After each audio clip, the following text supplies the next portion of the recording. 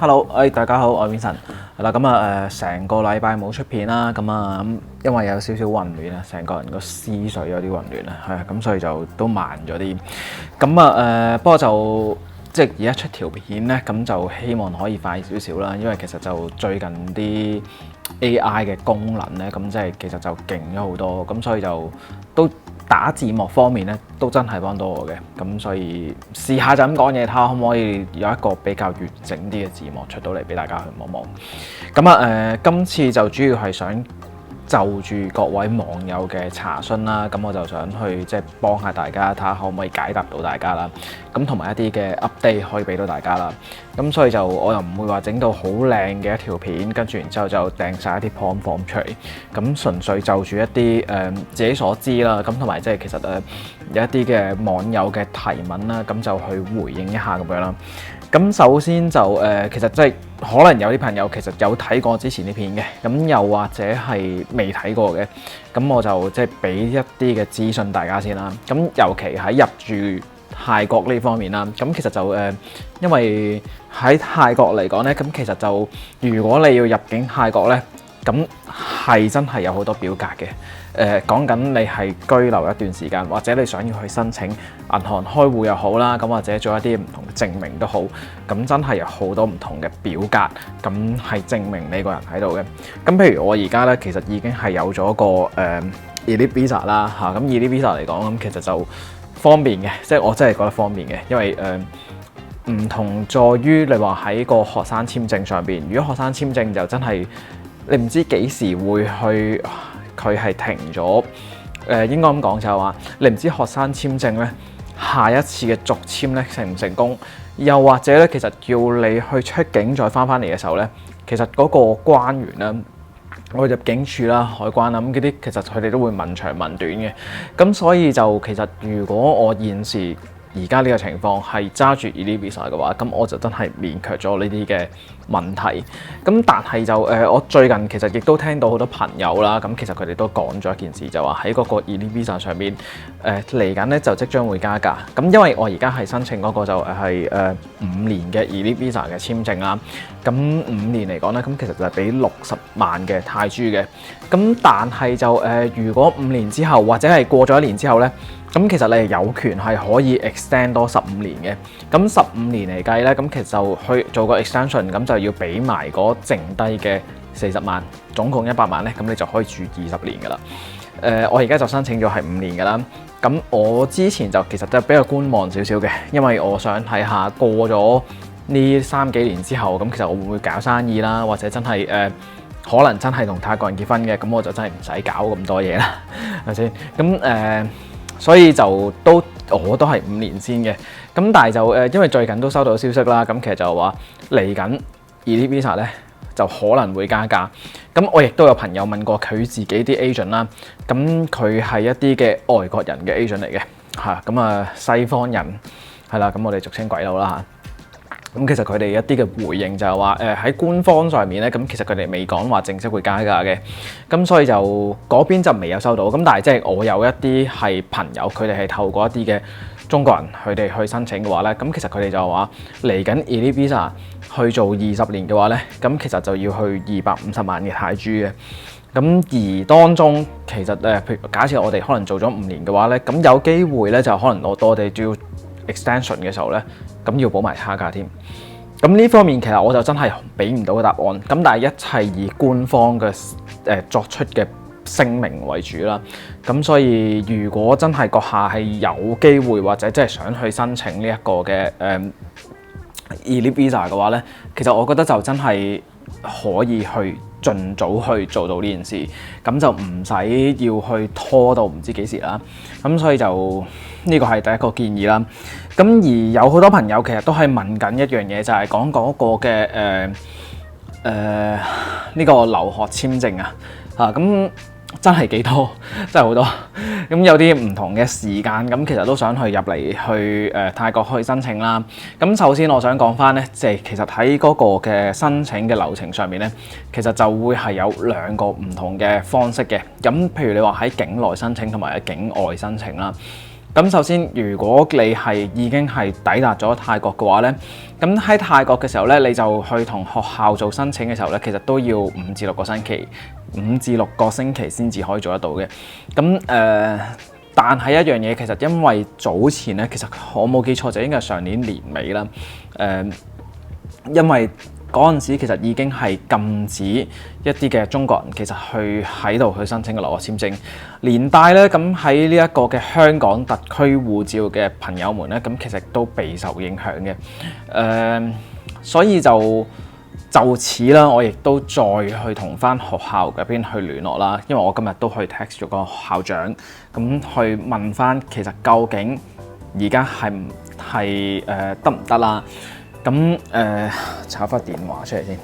好啦，咁我呢度咧就係有同阿校長個聯絡啦。咁其實咧校長咧，咁其實佢亦都回應咗我嗰個嘅查詢啦。咁其實佢就話 I also not accept Chinese passport for ED visa。咁即係話，首先咧就係中國人去唔得啦。咁另外咧就香港嘅 passport 咧，咁其實亦都係 pending 緊。咁就係其實亦都係唔得嘅。咁所以我之前亦都有同啲網友去講過，係而家可唔可以申請啦？咁我都俾錯咗個資訊嘅，就話都係可以，即係特區護照係可以。咁學校方面咧，咁其實都去回應翻，暫時係唔得嘅。咁而就住呢方面咧，咁其實佢亦都有問過另外一位嘅朋友啦，因為佢啱啱讀咗幾個月，佢喺芭提雅讀書嘅，喺芭提雅裏邊嗰度讀泰文嘅，咁亦都有問過佢啦。咁以下咧就係佢一啲嘅回應嚟嘅。我用加拿大護照梗係冇問題啦，香港護照一早唔得啦，我學校都唔得咗好耐，起碼都6個月嘅事啦，最少5、6個月嘅事啦，好似都係啊，好似係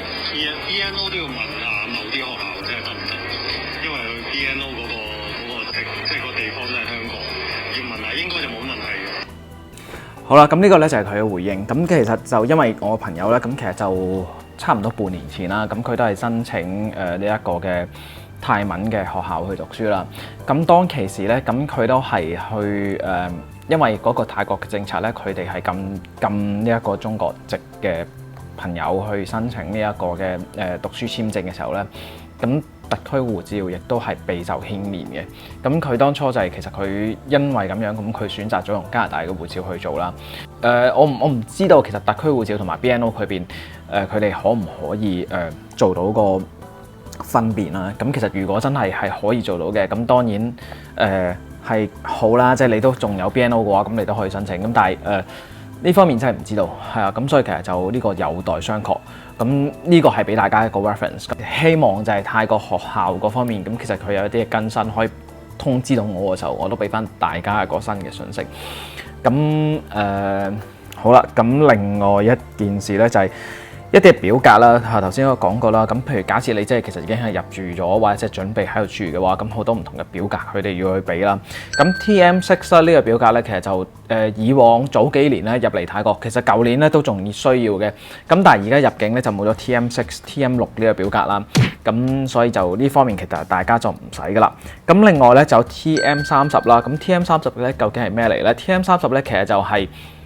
個業主或者佢哋酒店，佢哋係做 hosting 嘅，咁佢哋就需要咧去交付翻俾 immigration 嗰邊，咁其實就證明翻呢個住客咧係住喺佢哋嘅地方嘅。咁TM30咧其實就好多時咧都有需要去交出嚟嘅。咁其實就譬如假設你係開一啲嘅申請嘅銀行嘅戶口啦，咁可能銀行咧佢哋需要你去遞交翻嚟嗰個 TM30，咁你就要必須要問翻去業主佢哋有冇去到做到個登記。咁其實就好簡單嘅，因為佢本身有一張 form 啦，咁你可以問翻佢交咗上去 immigration 上邊未？佢哋其實佢哋電子申報嘅啫，即係我而家係做緊電子申報啦，唔係我做，係個 agent 做。咁我每一次出咗境再翻入嚟嘅時候咧，咁其實我都會問翻個 agent，我話唔該，可唔可以幫我去做翻 TM30 嘅申報？咁佢就會有一個最 update 嘅申報，咁佢就會係用手機咧 crop 翻個圖俾翻我。咁到期時你話要交去咩部門，佢哋要去做一啲咩證明嘅話，咁其實係用翻嗰個就已經 OK 噶啦。咁所以 TM30咧就你自己唔需要做嘅，係業主同埋嗰個嘅 agent 佢哋去幫你去搞嘅，咁所以呢方面要留意啦。咁另外就 TM47 啦，TM47係咩嚟咧？咁就係其實誒嗰個90日嘅 report。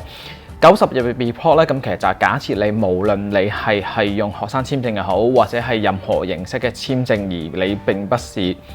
喺度嘅永久居民啦，咁你都要去每90日到期之前咧，你都要去申報翻你而家個住址嘅。咁TM47咧，咁其實有一個好麻煩嘅之處就係其實第一次咧，你唔可以網上去申請嘅。我就賴過嘢㗎啦，因為咧我就係第一次啦，我就嘗試用網上申請啦，咁我以為係成功啦，但係點知係唔 OK 嘅，咁所以咧其實就到後來咧，就我去到 immigration 嘅時候咧，就發現其實原來咧佢哋就話我已經 expire 咗，咁所以咧喺嗰個時間上邊，我亦都要去被罰款嘅，咁所以如果你已經係居留咗喺泰國㗎啦，咁唔知你用咩方式係逗留咗喺度啦。咁假設你唔係喺度嘅永久居民嘅話，咁其實你都必須要去每90日做個 report 嘅。咁而我 Elite Visa 嘅話，咁其實嘅 Elite Visa 佢哋個部門咧，其實都可以去幫我去交嘅。咁我亦都會可以去通知佢哋我幾時入境，咁佢哋都會幾時會有一個提醒，咁俾我去同我去處理。咁所以其實就呢方面就 Elite Visa 佢哋有唔少嘅服務係可以做到一個幫忙咯。另外仲有一個 TM88 啦，TM88 其實就同我哋咧香港人揸特區護照咧，咁甚至乎好似 BNO 咧，其實都冇關係嘅，因為嗰個就係一個落地簽證嘅申請表嚟嘅。咁因為我哋都係一啲免簽證嘅地方啦，香港特區係啦，咁所以其實對我哋嚟講就冇一個好直接嘅關係。咁但係其實假如你係中國啦，咁或者係台灣啦，我冇估錯啦嚇，咁其實就呢啲都係要申請一個簽證先至可以做到呢件事嘅。咁當然，如果你唔係喺海外做咗申請先嘅，你做落地簽證就係需要呢張表格咯。另外咧，就有網友就問我啦，咁就係住址公證啦。咁住址公證去同邊度去申請啦？咁假如你係揸住特區護照，咁其實好簡單嘅啫。咁你就同翻中國領事館嗰度去申請，係啦。咁非常之簡單，係啦。咁其實你話個流程係點咧？咁因為中國領事館咧喺泰國呢方面咧，咁其實佢哋就唔係經常係打開個門口你 walk in 入去咁就 OK 嘅。咁佢哋係需要預約嘅。咁我可以留低個 email 俾大家啦。咁大家就係可以去 send 個 email 俾佢哋。咁佢哋咧就好快，因為你哋特區護照嘅話，咁你哋 send 翻去中國領事館啦。咁佢哋好快，佢哋即日回覆。我試過當晚係可以10點幾都仲收到佢 email 嘅回覆嘅。咁假設你已經收到佢回覆，咁其實同佢 make 咗 appointment，你係幾時上去做呢一個申請嘅時候咧？咁其實最快唔超過10日啦，一個禮拜到啦。咁其實你就可以攞到呢一個嘅住址公證嘅公證書，係啦，呢份。係啊，咁你有咗呢一個嘅話，咁其實就做好多嘢都好方便。咁當初我係要買車嘅時候，我需要呢個公證書啦。咁又或者你做一啲唔同嘅公證，係需要去揾翻中國領事館嘅話，咁你就要去 send email 啦。咁但係出奇地，我係真係幾意外，佢哋嘅效率係真係幾快嘅。係啦，咁相對翻，如果你話喺翻個英國領事館方面，咁其實佢哋做嘢反而係比較立落少少，係啊，咁因為當初我去申請個 BNO 個renew 啦，因為我個 BNO 嘅passport 我係 expire 咗，咁其實佢哋呢度係有地方可以去處理嘅，咁但係就慢咯，同埋佢哋唔知好似唔好識變通咁所以就後來我去做嗰個 BNO 嘅 renew 嘅時候咧，咁其實原來就因為我係早2年同埋去舊年去做嘅時候咧，其實原來好大分別。咁原來好多嘢其實網上做就已經係可以 OK 嘅啦。咁 BNO 嗰邊咁其實佢哋都可以話去寄個 passport 過嚟泰國呢邊，咁但係就唔可以直接去你嗰個嘅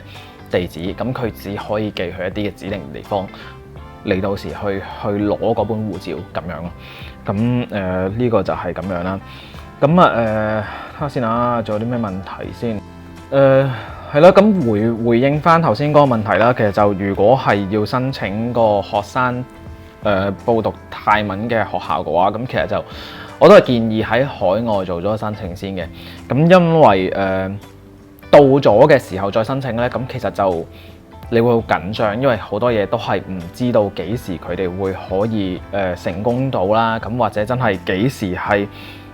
有一個答覆啦。咁所以其實如果真係有朋友你哋係想要去報讀呢一個嘅泰文嘅課程嘅話，其實真係喺海外做咗所有嘢先。Once 你喺海外做嘅申請係唔得啦，或者真係原來係有好多嘢要補充一啲嘅資料嘅話，咁你都仲有時間去準備。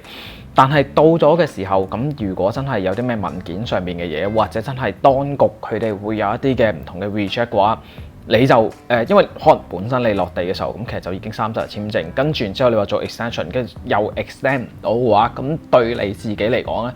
係一個好大嘅麻煩嘅。咁所以我唔建議咯，所以我會建議係做咗海外申請先咯。咁但係一件事其實就因為我一開始已經講啦，佢哋就因為而家最近其實因為中國籍嘅朋友佢哋申請個讀書簽證，其實都好多關卡啦。咁所以其實就稍後啦，即係再等一段時間之後先至睇下會唔會一啲新嘅政策改動咗，咁再去做呢件事咯。另外就有網友問咧，就係嗰個租約啦，其實就係租約嗰度，咁我相信係咪一定要 apartment 同埋要 condo， 其實就唔需要嘅，你住任何地方都 OK 嘅啦。咁但係個問題就係其實你要有 TM30 啦，業主佢哋證明你住嗰度啦，咁基本上你有 TM30，大部分乜嘢都 OK 嘅啦。咁但係就唔肯定啊。咁係啦，TM30 再加嗰個嘅公證書，咁呢啲其實已經係一個好有力嘅證明嚟㗎啦。咁不過就睇翻你想要做啲咩，睇下嗰個嘅機構佢哋啲咩去需要你去做咯。因為到現時為止啦，咁其實好多朋友去聯絡我啦，咁無論係申請嗰個銀行戶口又好啦，咁或者真係申請一啲讀書又好啦，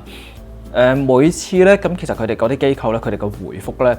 都係唔同嘅。即係有啲朋友佢哋去自己申請銀行戶口，咁佢哋 OK。去清邁嗰度去自己申請，咁當然其實有準備咗我之前提及嗰啲嘢啦，咁就係話可能你要喺香港嘅銀行，佢哋有一啲唔同嘅要求，咁可能你香港嘅證明書咁各樣嘢，咁其實就你準備好嘅時候，咁帶過嚟就會好啲咯。唔一定係跟翻之前講嗰啲嘢，佢哋你需要加啲咩就加啲咩，咁因為每一個機構每一個職員佢哋嘅要求真係唔同。佢哋冇一套好特別嘅固定嘅準則嘅，咁所以就不過就你睇下你自己係要準備咗啲咩先，咁嚟到嘅時候你嗰個有任何變化，咁就會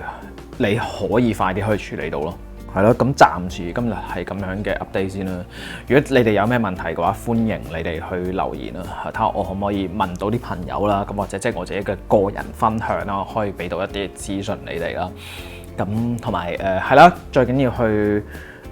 留言，頭先講咗啦，基本嘢啦。咁跟住然之後，喂like 啊，分享啦，即係呢啲真係一定要做，同埋即係撳鐘仔咯。因為好多人話睇唔到喎，啲片又出咗新片，跟住收唔到通知，咁所以就真係喂醒水，真係唔該拜託，因為即係啲 subscribers 高得好慢，咁係啊，呢方面即係多謝大家支持先係啊，咁。好，今日咁多，有咩留言講低俾我聽，我睇下幫到就幫啦。今日係咁先，拜拜。